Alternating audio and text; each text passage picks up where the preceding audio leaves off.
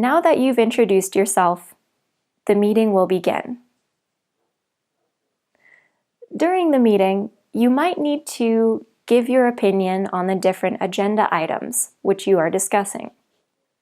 You might also need to react to other people's suggestions. How can you do this? When making suggestions, modal verbs can be very useful.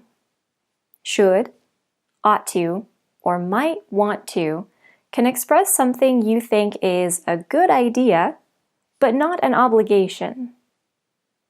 We ought to give new clients a gift from the company. We might want to consider looking for another engineer to help with this. Or, I think we should make this a priority for this month. Have to and need to can express something that is an obligation. We have to improve the way we collect and record sales data. Or, we need to find a cheaper solution.